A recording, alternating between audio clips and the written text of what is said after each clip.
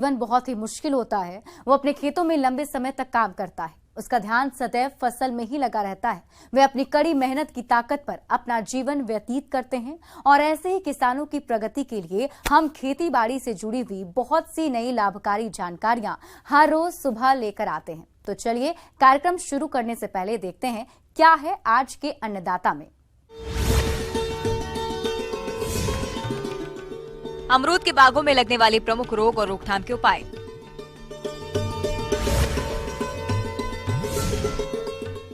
बसंत कालीन गन्ने की उन्नत किस्में और उपाय तकनीक।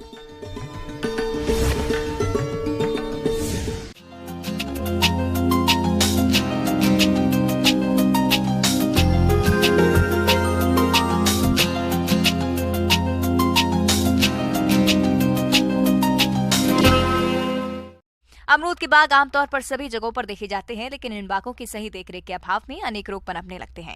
ये रोग पहले एक पेड़ पर और फिर धीरे धीरे पूरे बागों में फैल जाते हैं, जिससे पूरा बाग बर्बाद हो जाता है। इसलिए लोगों की पहचान कर समय रहते इसका नियंत्रण करना बहुत जरूरी है, जिसके बारे में बता रहे हैं बिहार कृषि विश्वविद्यालय जिला भागलपुर के पौध रोग विशेषज्ञ डॉक्टर चंद्रशेखर आजाद।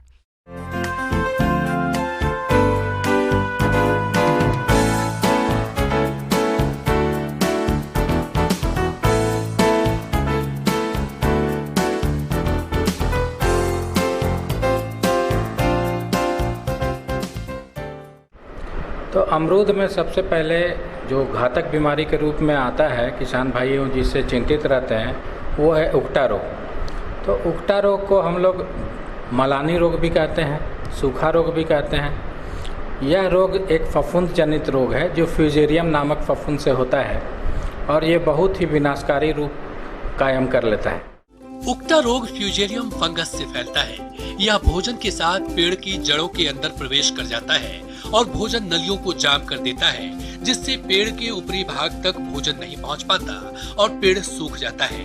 अमरूद के उत्पादन में यह सबसे बड़ी समस्या है।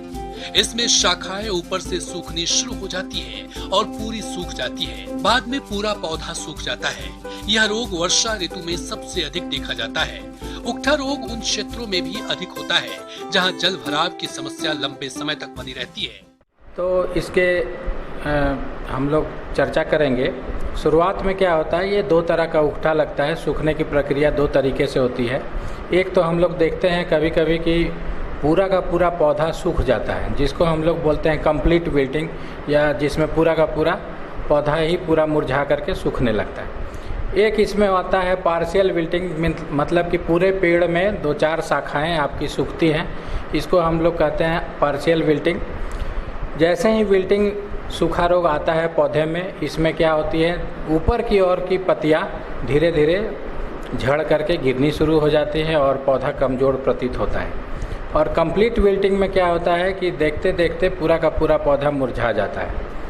और इसमें लक्षण के रूप में ये कहे कि इसमें जब पौधा सूखने लगता है तो फल जो है वो छोटे रह जाते हैं, बहुत कड़े हो जाते हैं और काले पड़ करके गिरने लगते हैं। दोनों का ही कारक फ्यूजेरियम है। चूँकि यह मृदा जनित रोग है, इसके निवारण हेतु हम लोग जो है जो भी रसायन या जैव जीवनाशी का प्रयोग करते हैं वो ज़मीन के इर्द गिर्द करते हैं। तो शुरुआत में हम लोगों को समेकित रोग प्रबंधन के तहत ही इस रोग का हम लोग मैनेजमेंट कर सकते हैं, प्रबंधन कर सकते हैं।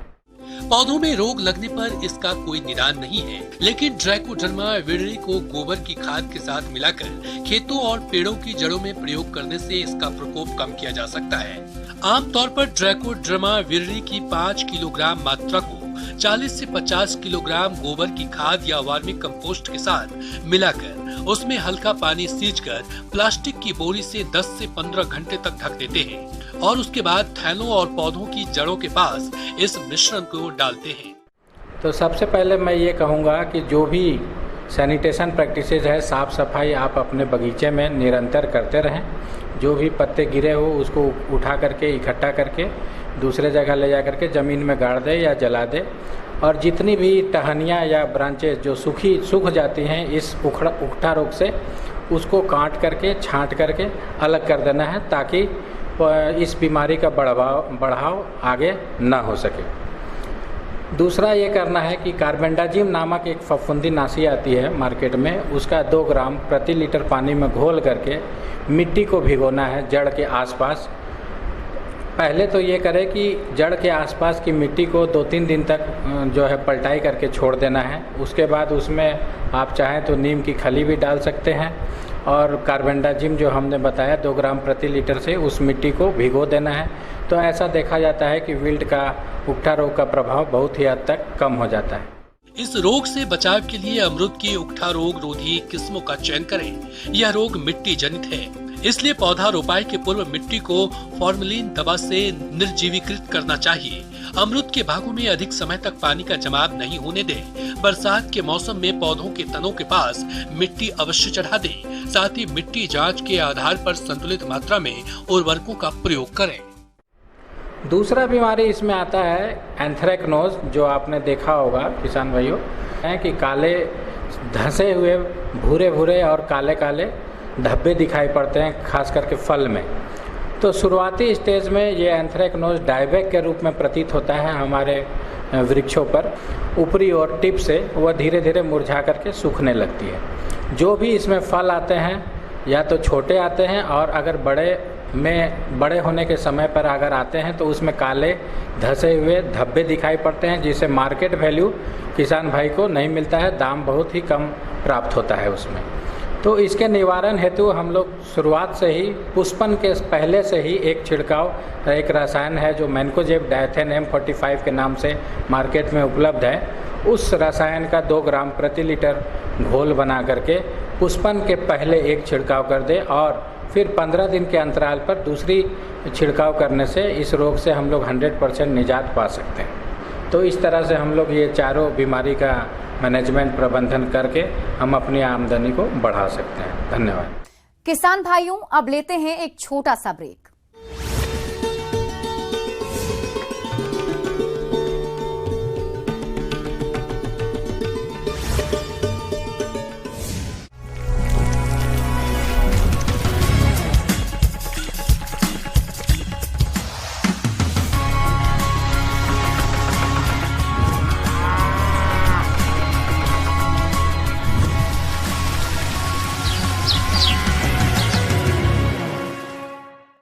ब्रेक के बाद आप सभी दर्शकों का अन्नदाता में स्वागत है।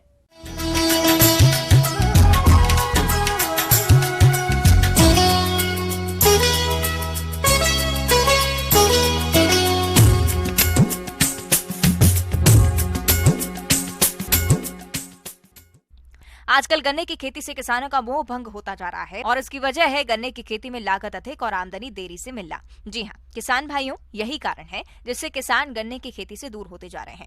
लेकिन अगर किसान गन्ने की उन्नत तकनीक से खेती करें तो काफी मुनाफा कमा सकते हैं। तो चलिए इस बारे में जानते हैं बिहार कृषि विश्वविद्यालय भागलपुर के कृषि वैज्ञानिक डॉक्टर हरिओम से।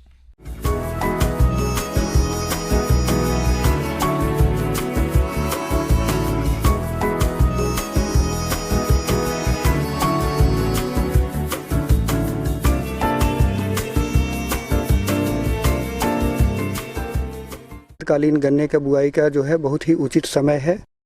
फरवरी मार्च में अगर हम बुआई कर देते तो बहुत अच्छा रहता है। हमारा जो ये बिहार के कंडीशन में, इस कंडीशन में अभी हम लोगों ने 2 प्रभेद लगाया है।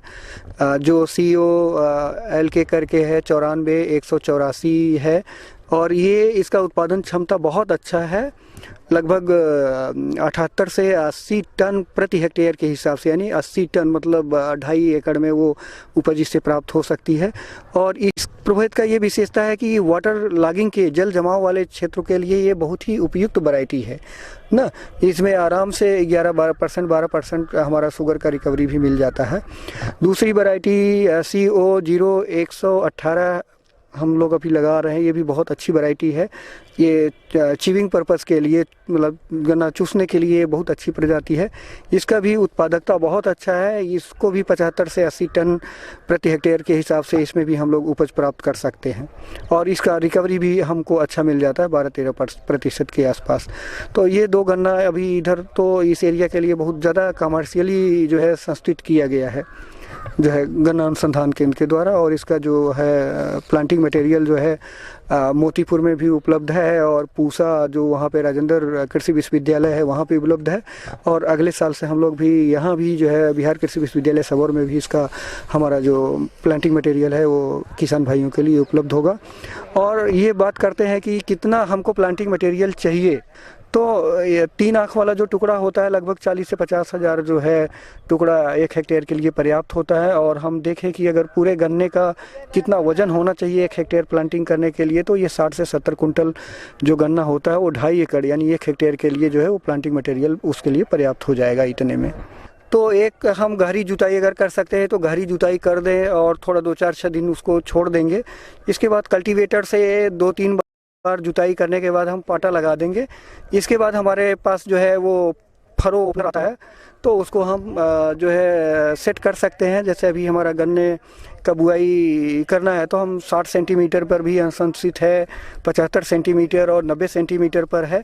अगर हम ये गन्ना बहुत देर से लगाएंगे, जैसे अप्रैल मई में लगाएंगे, तो हमारा जो कतार से कतार के बीच की दूरी होगी वो 60 सेंटीमीटर होगी।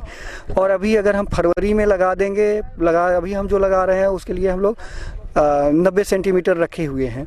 और अगर थोड़ा हम मार्च में लगाएंगे तो थोड़ा स्पेसिंग और 90 से घटाना पड़ेगा, 75 सेंटीमीटर पे लाना पड़ेगा। तो वो देखना है कि हमारा जो कतार से कतार की दूरी होगी वो समय पर निर्भर करती है। गन्ने का जो बुआई जो करेंगे और वो बीज जो लेंगे वो हमारा जो है बीज जो है वो पहली फसल से होना चाहिए ना। जैसे अभी इसमें हम बुआई कर रहे हैं, इसकी जब पहली बार कटाई होगी वो जो है गन्ने का प्लांटिंग मटेरियल जो है बुआई के लिए बहुत ही उपयुक्त होता है। और पेड़ी से हमको बीज नहीं लेना चाहिए। जो कटाई के बाद फिर गन्ना होता है उसके बाद अगले साल उससे हमको बीज नहीं लेना चाहिए। किसान भाइयों, आपको जिन गन्ने की फसल से बीज यानी बुआई के लिए गन्ने के टुकड़े लेने हैं, उस फसल की कटाई से 10 दिन पहले सिंचाई करके प्रति हेक्टेयर में 10 किलोग्राम यूरिया का छिड़काव कर दें। ऐसा करने से गन्ने के टुकड़ों में जमाव अच्छा होता है। और ये भी देखना चाहिए कि हमारा गन्ने का पौधा स्वस्थ हो, उसमें रोग ना लगा हो। और एक खासकर इस एरिया में बीमारी आती है लाल सड़न रोग, तो जैसे भी उस कोई प्लांटिंग मटेरियल में वो है तो उसको हम नहीं बोएंगे।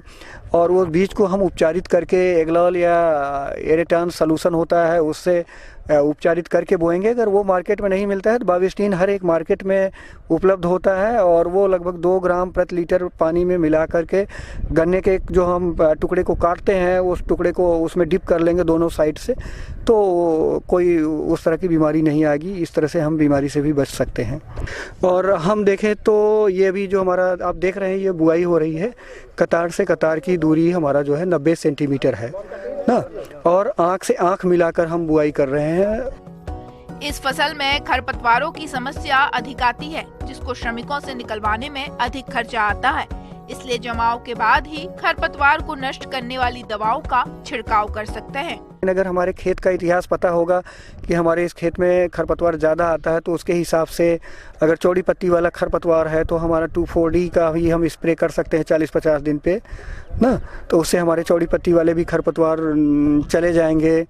और यदि जो है दूसरी तरह के भी खरपतवार हैं तो इसमें अट्राजीन या सीमाजीन जो है 1 से 2 किलोग्राम जो है अवयव जो है प्रति हेक्टेयर के हिसाब से भी अनुशंसित है, तो उसको भी हम लोग जो है इसमें व्यवहार कर सकते हैं। तो इसमें हम जैसे देखें कि खाद अभी हमको कैसे डालना है, उर्वरक कैसे इसमें डालना है, तभी हम लोग इसमें वर्मी कंपोस्ट दे रहे हैं। वर्मी कंपोस्ट के साथ जो है अभी जैसे गन्ने के लिए 150 किलोग्राम से लेके 200 किलोग्राम तक नाइट्रोजन और 60 से 70 किलोग्राम फास्फोरस और 60 से 70 किलोग्राम जो है हमको पोटेशियम देना होता है। इन उर्वरकों की पूर्ति के लिए यूरिया 340 किलोग्राम, DAP 145 किलोग्राम और म्यूरेट ऑफ पोटाश 102 किलोग्राम की जरूरत होती है। इसमें से बुआई के समय यूरिया की 75 किलोग्राम और DAP म्यूरेट ऑफ पोटाश की पूरी मात्रा फसल को दें। जब हमारा गन्ने में कल्ला निकलने का जो समय होता है वो 40-50 दिन से लेकर लगभग 100 दिन के आसपास में होता है, तो इस बीच में हम जो है 50 किलोग्राम जो है नाइट्रोजन, 50 से 60 किलोग्राम नाइट्रोजन प्रति हेक्टेयर के हिसाब से व्यवहार कर सकते हैं। इसके बाद जो एक और बची हुई नाइट्रोजन की जो मात्रा है उसको देना है 50 से 60 किलोग्राम के आसपास में।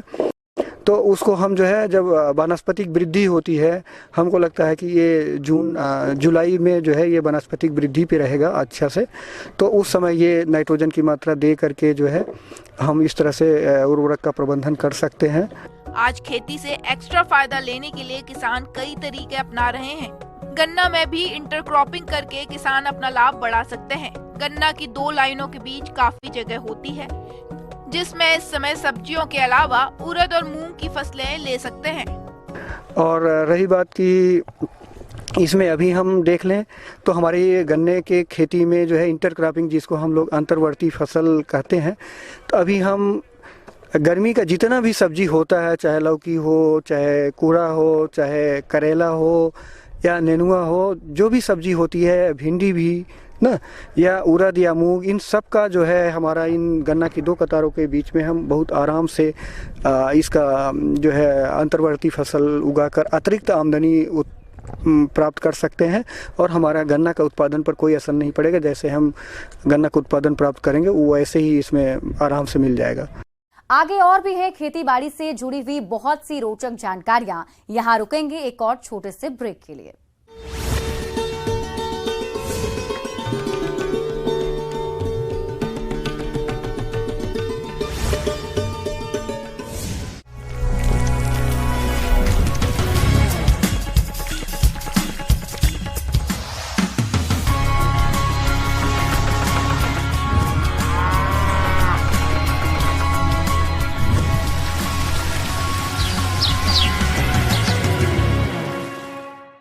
ब्रेक के बाद एक बार फिर से आप सभी दर्शकों का अन्नदाता के खास कार्यक्रम में स्वागत है।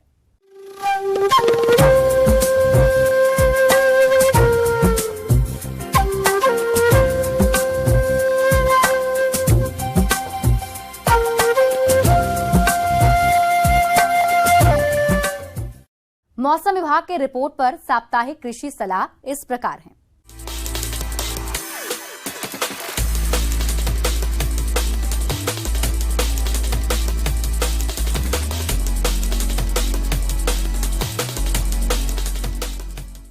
ग्रामीण कृषि मौसम सेवा, भारत मौसम विज्ञान विभाग, बिहार कृषि विश्वविद्यालय सबौर द्वारा जारी किए गए मौसम के अनुसार आगामी 5 दिनों के दौरान आसमान में आंशिक बादल छाए रहेंगे। आगामी 5 दिनों के दौरान हल्की वर्षा होने की संभावना है। न्यूनतम सापेक्ष आर्द्रता लगभग 30 से 35% और अधिकतम सापेक्ष आर्द्रता लगभग 60 से 70% होने की संभावना है। न्यूनतम तापमान लगभग 17 से 19 डिग्री सेंटीग्रेड और अधिकतम तापमान 26 से 29 डिग्री सेंटीग्रेड होने की संभावना है। 7 से 8 किलोमीटर प्रति घंटे की रफ्तार से हवा चल सकती है। अगले 5 दिनों के दौरान वर्षा के पूर्वानुमान को ध्यान में रखते हुए किसानों को सलाह दी जाती है कि वो सिंचाई के साथ साथ किसी भी प्रकार के छिड़काव ना करें। किसानों को बारिश और हवा से होने वाले नुकसान से बचाव के लिए सभी कटी हुई फसलों को ढकने की भी सलाह दी जाती है। आगामी 5 दिनों के दौरान हल्की वर्षा होने की संभावना है। किसानों को अगले 5 दिनों के लिए फसलों की कटाई को स्थगित करने की सलाह दी जाती है। मक्का, हरा चारा के लिए मक्का किस्म अफ्रीकन टॉल और लोबियो की बुआई के लिए तापमान उपयुक्त है। बेबी कॉर्न की संकर किस्म HM4 की भी बुआई की जा सकती है। किसानों को सलाह दी जाती है कि मूंग की किस्म जैसे HUM16 पूसा विशाल सम्राट की बुआई करनी चाहिए। बीज दर 25 से 30 किलोग्राम प्रति हेक्टेयर है और बुआई के पहले बीज को कैप्टन एट 2 से 2.5 ग्राम प्रति किलो बीज की दर से उपचार करनी चाहिए। पंक्ति से पंक्ति की दूरी 30 सेंटीमीटर होनी चाहिए और NP एट 20 से 50 किलोग्राम हेक्टेयर उपयोग करें। वर्तमान में आम के अधिकांश फल मटर की अवस्था पर होते हैं। फल गिरने से बचाने के लिए एसेफेट एट 0.5 ग्राम और प्लानोफिक्स एट 1.0 मिलीलीटर प्रति 4 लीटर पानी में घोल बनाकर मौसम साफ होने पर छिड़काव करें। भिंडी इस सप्ताह तापमान बढ़ने की संभावना को देखते हुए किसानों को सलाह है कि भिंडी की अगेती बुआई हेतु परबीनी क्रांति, आरका अनामिका आदि किस्मों की बुआई करें। बुआई से पूर्व खेतों में पर्याप्त नमी का ध्यान रखें। बीज की मात्रा 10 से 15 किलोग्राम प्रति एकड़। समय से बुआई प्याज की फसल में थ्रिप्स के आक्रमण की सतत निगरानी की जानी चाहिए। प्रभावी नियंत्रण के लिए इमीडैक्लोप्रिड एट 0.5 मिलीलीटर प्रति लीटर पानी में चिपचिपी सामग्री टिपॉल एट 1.0 ग्राम प्रति लीटर के साथ मौसम साफ होने पर छिड़काव करें। पशुपालन, गाय खनिज मिश्रण एट 50 से 60 ग्राम वयस्क और 30 से 40 ग्राम तक बढ़ते जानवरों को उनके प्रतिरक्षा को बढ़ाने के लिए हर दिन खिलाया जाना चाहिए। पौधा संरक्षण, टमाटर, बैंगन व चना फसलों में फल छेदक कीट से बचाव हेतु किसान खेती में पक्षी बसेरा लगाएं व कीट से नष्ट फलों को इकट्ठा कर जमीन में दबा दें। साथ ही फल छेदक कीट की निगरानी हेतु फिरोमोन प्रपंच एट 2 से 3 प्रपंच प्रति एकड़ की दर से लगाएं। यदि कीट की संख्या अधिक हो तो बीटी 1.0 ग्राम प्रति लीटर पानी की दर से छिड़काव करें। फिर भी प्रकोप अधिक हो तो 15 दिन बाद स्पिनोसैड कीटनाशी 48 EC एट 1 मिलीलीटर प्रति 4 लीटर पानी की दर से मौसम साफ होने पर छिड़काव करें।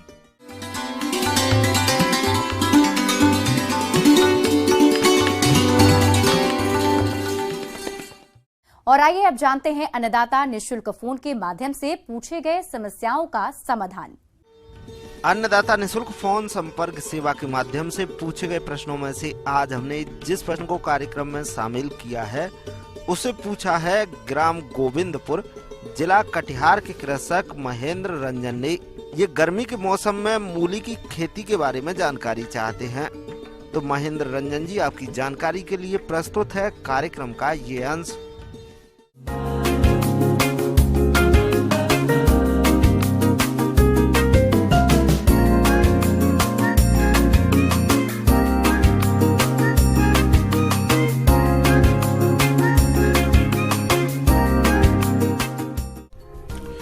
मूली का उपयोग सलाद और सब्जी के रूप में किया जाता है। इसमें तीखा स्वाद होता है। मूली विटामिन सी एवं खनिज तत्व का अच्छा स्रोत है। मूली के लिए ठंडी जलवायु उपयुक्त होती है, लेकिन ये अधिक तापमान भी सह सकती है। इसीलिए गर्मी के मौसम में खेती के लिए बुवाई का उपयुक्त समय मार्च और अप्रैल का महीना होता है। मूली का अधिक उत्पादन देने वाली किस्में। किसान भाइयों, मूली की उन्नतशील किस्मों की बात करें तो उनमें प्रमुख हैं पूसा चेतकी, जापानी वाइट्स, पूसा हिमानी, पूसा रेशमी, पूसा देसी, गलिश सिंथेटिक इत्यादि। तो आप इनमें से किसी भी किस्म का चयन कर बुआई कर सकते हैं। भूमि का चयन और तैयारी। मूली की खेती सभी प्रकार की भूमियों में की जा सकती है, लेकिन मूली का अच्छा उत्पादन प्राप्त करने के लिए रेतीली दोमट भूमि अधिक उपयुक्त रहती है। मूली के लिए गहरी जुताई की आवश्यकता होती है, इसीलिए खेत की एक जुताई मिट्टी पलटने वाले पिलाऊ से करने के बाद 2 से 3 बार कल्टीवेटर चलाकर भूमि को समतल कर लें, जिससे फसल का उचित विकास हो सके।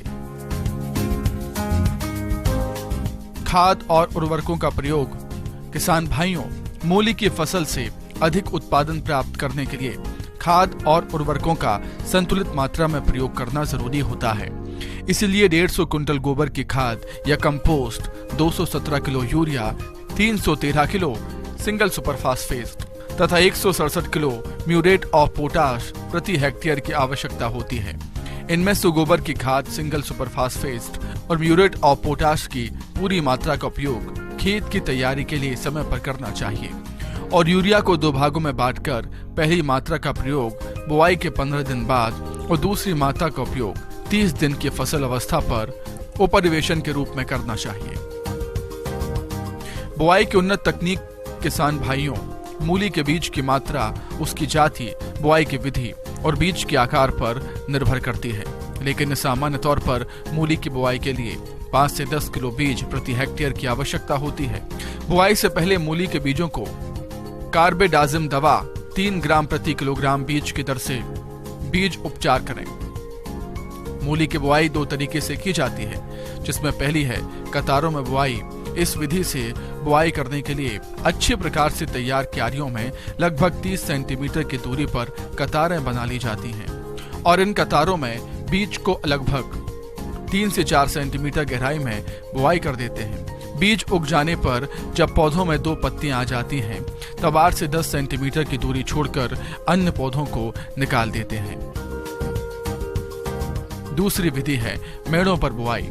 इस विधि में क्यारियों में 30 सेंटीमीटर की दूरी पर 15 से 20 सेंटीमीटर ऊंची मेढ़ें बना ली जाती हैं। इन मेढ़ों पर बीज को 4 सेंटीमीटर की गहराई पर बो दिया जाता है। बीज उग आने पर जब पौधों में 2 पत्तियां आ जाती हैं, तब पौधों को 8 से 10 सेंटीमीटर की दूरी छोड़कर बाकी पौधों को निकाल दिया जाता है। बुआई की ये विधि अच्छी रहती है क्योंकि इस विधि से बोने पर मूली की जड़ की बढ़वार अच्छी होती है और मूली मुलायम भी रहती है। मूली की फसल में खरपतवार नियंत्रण। मूली की फसल को खरपतवारों से मुक्त रखने के लिए रासायनिक खरपतवार नाशक दवा पेंडिमीथेलिन 30 EC की 3 किलोग्राम मात्रा को 1000 लीटर पानी के हिसाब से घोलकर प्रति हेक्टेयर की दर से बुआई के 48 घंटे के अंदर प्रयोग करने पर शुरुआत के 30 से 40 दिनों तक खरपतवार नहीं उगते। इसके अलावा आप बुआई के 15 से 20 दिन बाद निराई गुड़ाई कर फसल को खरपतवारों से मुक्त रखें। तो किसान भाइयों, इन बताई हुई बातों को ध्यान में रखते हुए यदि आप मूली की खेती करते हैं तो आपको अच्छे उत्पादन की प्राप्ति होती है। किसान भाइयों, कृषि संबंधित समस्या और सुझाव के लिए आप हमें इस पते पर संपर्क कर सकते हैं। प्रोड्यूसर अन्नदाता news 18 Bihar Jharkhand, Ramoji film city Hyderabad 501512। साथ ही आप हमें ईमेल भी कर सकते हैं। हमारा ईमेल है p18annadatabihar@nw18.com। इसके अतिरिक्त आप हमें निःशुल्क हेल्पलाइन नंबर 1800889216 पर सोमवार से शनिवार सुबह 10 बजे से शाम 4 बजे के बीच संपर्क कर सकते हैं। अब समय हो रहा है आपसे विदा लेने का। कल इसी वक्त फिर से होगी आपसे मुलाकात। नमस्कार।